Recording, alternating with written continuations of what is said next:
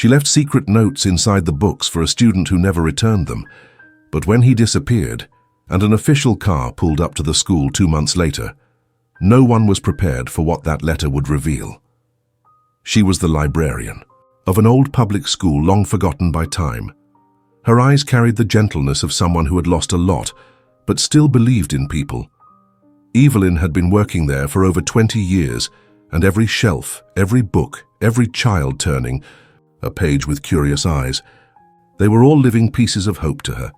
But there was one student, one who never brought books back. His name was Lucas, always alone, always quiet. He'd choose the heaviest books, the oldest, sometimes even the strangest ones. No one really paid much attention to him, except Evelyn. She noticed everything. Lucas didn't read out of obligation. He devoured each page like someone who desperately needed those words to keep going.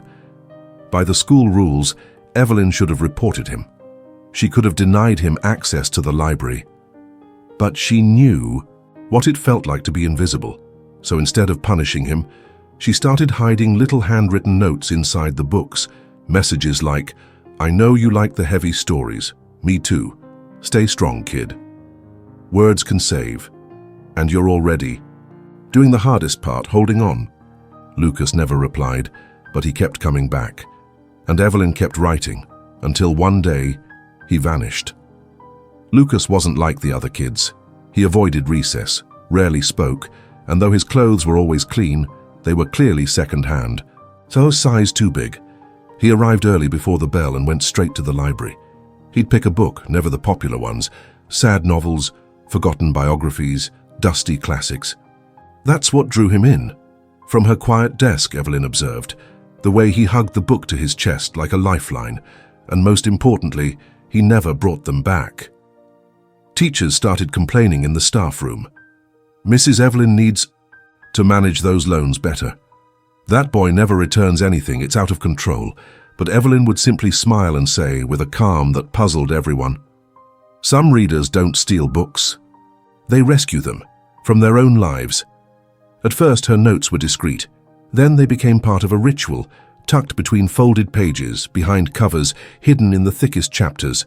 She wrote with a steady, motherly hand, "I saw you looking at the old man and the sea." That book understands the pain of silence. No one disappears forever, Lucas. Sometimes we just need someone to really see us. And Lucas kept coming. Quiet, mysterious. A new book each week. Until the day he simply didn't show up. No warning, no goodbye. Just an empty corner in the library where he used to sit. 2 weeks later, Evelyn asked about him in the school office. No one knew. There were no updated records of his guardians. Some said he lived with a distant aunt. Others whispered he stayed at a shelter. But nothing was certain. It was as if Lucas had vanished from reality. Then 2 months later, on a grey Monday morning, a black car pulled up in front of the school gate. Books. As if she were realigning her own soul. Until, at exactly 7:42 a.m., the tires of a silent black car rolled up to the school curb. The driver stepped out without hurry. He wore a dark suit and held a white envelope sealed with red wax. Evelyn saw everything through the library window. Her heart began to race, for no clear reason. When the man asked for Mrs. Evelyn, the librarian, a small commotion followed. The coordinator walked him to the library. "Mrs. Evelyn?" the man asked politely. She nodded. "I was instructed to deliver this personally. He asked me to give it only to you." He placed the envelope on the table, gave a polite nod and left. No explanations, no names, no mention of who he was. Evelyn stood still for a few seconds. The envelope was thick, more than just a letter inside. She quietly closed the library door, took a deep breath, and then broke the red seal. Inside, she found a folded sheet of paper written in shaky handwriting, a child's notebook with a dinosaur on the cover, and a worn-out badge from the state social services department. The first line of the letter made Evelyn sit down. "Mrs. Evelyn, if this letter has reached you, it means I managed to finish the last book." It was from Lucas. Every line he wrote carried a depth that didn't match his age. He described how books had been the only thing that made his silent days worth living, how her notes had meant more than just words. They were proof that someone still believed in him. I read each note like it was a map leading me home. You don't know this, but that's exactly what you gave me. The letter revealed more. Lucas hadn't been living with family. He had been passed from shelter to shelter, abandoned since the age of 4. He went to school because it was part of his routine, but he lived in a group home across the city. No one knew, because no one ever asked. I never returned the books because I was afraid that if I stopped taking them, they'd disappear from me too, just like everything else did. At the end of the letter, Lucas shared that he had been accepted into a special family reintegration program in the United States after a social worker reviewed his notebooks, all inspired by the books from her library. I took your notes with me. Every single one, and now they're all inside me. Thank you for seeing me. When Evelyn finished reading, she didn't say a word. She simply held the envelope close, like someone embracing a long-lost child. In the dinosaur notebook were dozens of handwritten pages, titles like The Day I Almost Gave Up and The Place Where I Felt Safe for the First Time. Short stories, memories, and one in particular, The Woman Who Saved Me Without Knowing It. The letter quietly made its way around the school, but the emotional impact was deep. Evelyn, who had always been reserved, couldn't hold back. Tears as she softly read parts of it to the principal. In the teacher's lounge, silence filled the air. The same people who once called Lucas a weird kid or a troublemaker now struggled to look each other in the eye. Lucas's words were there, raw and real. He described the sounds of the library, the smell of old pages, the way Evelyn gently arranged the books. To him, it was more than a routine. It was refuge. It was love, spoken in silence. From that day on, Evelyn started something new. She placed a small box at the library entrance with a sign that read, "Write what's hurting. Literature understands." Children who once rushed into the library just to avoid class started staying longer. Some left notes, others just sat quietly, flipping through books without saying a word. The school began to change, subtly but meaningfully. The principal, deeply moved by the story, suggested renaming the library the Lucas Andrade Room. It was a simple gesture, full of meaning, but Evelyn gently declined. She said Lucas wouldn't have liked that. He wanted to go unnoticed, but not forgotten. She preferred to plant seeds, and that's exactly what she did. She began hosting small reading clubs for the more introverted students. She didn't force them to speak, just to read. Over time, kids who had once been completely silent started to open up. One of them was Jamal, a 6th grader who struggled with reading and hadn't spoken to anyone since his mother had been incarcerated. Evelyn, with the same quiet care she had once given to Lucas, began leaving notes for Jamal too. The same ritual. And once again, someone's eyes began to open. Without realizing it, Evelyn had become a bridge for many. But there was still one part of Lucas's story she didn't know, something she would only discover months later. On another quiet morning, when a new envelope arrived, this time from another country. Almost 6 months had passed since the day Lucas disappeared, and the first envelope arrived. Evelyn had returned to her routine with a quiet sense of purpose, but that story never truly left her.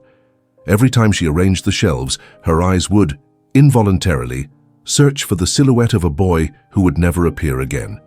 It was on a rainy October morning between classes that the school's doorman showed up once more at the library door. "Mrs. Evelyn, something else came for you."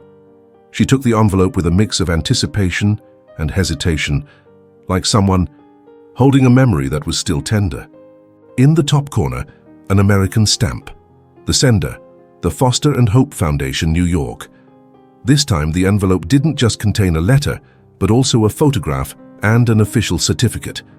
The letter began with words that instantly warmed Evelyn's heart. "Dear Mrs. Evelyn, you may not remember me, but I never forgot you." It was Lucas again. His writing now showed more confidence, longer sentences, as if time had given him space to bloom. He shared that he was now living with an adoptive family in upstate New York. A house with 2 siblings, a dog, and a huge library where he could finally return books and borrow new ones. I got a second chance. And no, I'm not just talking about adoption. I'm talking about learning to believe in myself. Your notes taught me that. But there was more. Lucas had enclosed a photo. In it, he stood beside a smiling couple, holding something in his hands. A trophy. The handwritten caption on the back read, "Young Writers Competition, First Place." Theme, "The power of a blank page, I wrote about you." And along with the letter, Evelyn found a copy of the winning story. It was fictional, but with unmistakable traces of truth. A boy lost in the dark who finds small notes left by an invisible guardian. Each note, a torch. Each book, a path. Back home, Evelyn read every word in silence, her eyes filled with tears, her hands trembling. She pressed the envelope to her chest and in that moment understood something more deeply than she ever had. To educate isn't to deliver a lesson, it's to plant something in places where no one else believes anything can grow. She placed Lucas's photo in a frame on her desk, right next to a handwritten note she penned herself. For every student who disappears, there's a story waiting to be reborn, and an educator who refuses to stop believing. A few weeks after the second letter, the school announced a special event, the annual Teacher Appreciation Celebration. As usual, Evelyn had no plans to attend. She'd never liked the spotlight. She preferred the quiet comfort of books over the applause of an auditorium. But this year, something made her change her mind. The event was simple, held in the covered courtyard of the school, with students sitting in plastic chairs and a small makeshift stage. There were speeches, performances, forced hugs, and lots of smiles. Evelyn watched it all quietly until she was caught off guard by the principal stepping up to the microphone. And now, we'd like to honor someone who changes lives in silence, and who may never have realized just how extraordinary she truly is. Every eye turned toward her. Evelyn froze for a moment, then slowly stood. She walked to the stage, shy but serene, fully aware of the depth of what was about to unfold. The principal continued, "We received a special message from abroad, from someone who asked to read something to you. We couldn't bring him here in person, but we got this." A screen lit up. There was Lucas, taller now, his hair a little messy, wearing a thick winter coat. He stood in a room full of books, probably his new library. And then, in a voice shy but steady, he began to read a passage from his award-winning story. "She didn't ask why I never returned the books. She gave me a reason to keep checking more out. And when the whole world seemed to be pushing me away, she left notes that said, 'You still matter.'" The audience fell completely silent. Many teachers were in tears, and Evelyn cried. For the first time without trying to hide it, because in that moment she understood. She had been rescued too. It wasn't just Lucas who had been reborn, so had she. That night, Evelyn went home and sat at her old desk. She picked up pen and paper and began to write. But this time, it wasn't a secret note. It was the first chapter of a book. Title, The Invisible Readers. She didn't know if she would ever publish it. She wasn't writing for praise.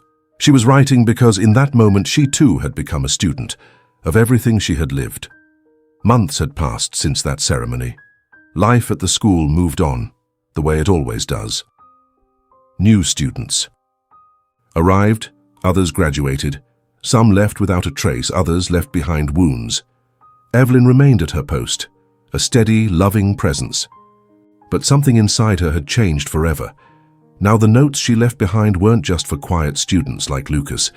She began hiding them in the most borrowed books, inside dictionaries, tucked between the pages of romance novels, even inside science and math textbooks.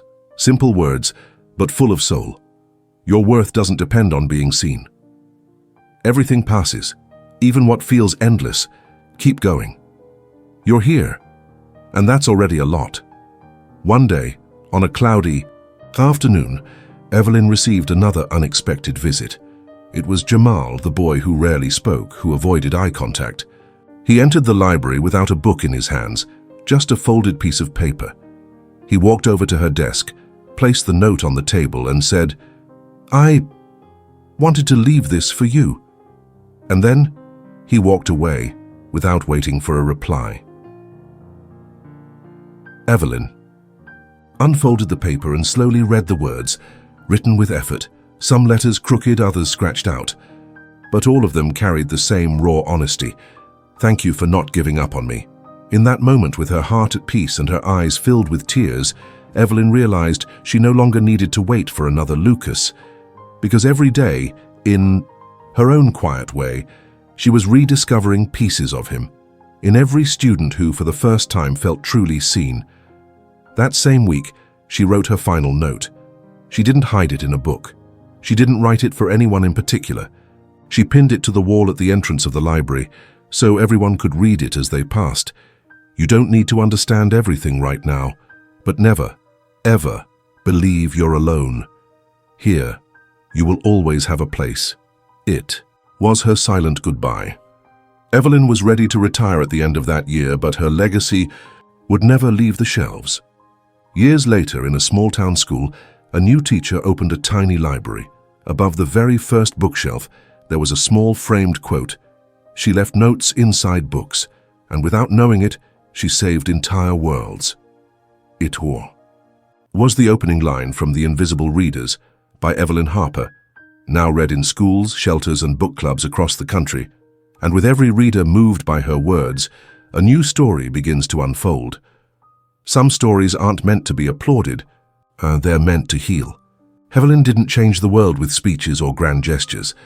She simply noticed what no one else wanted to see, and sometimes that's what saves a life: being seen.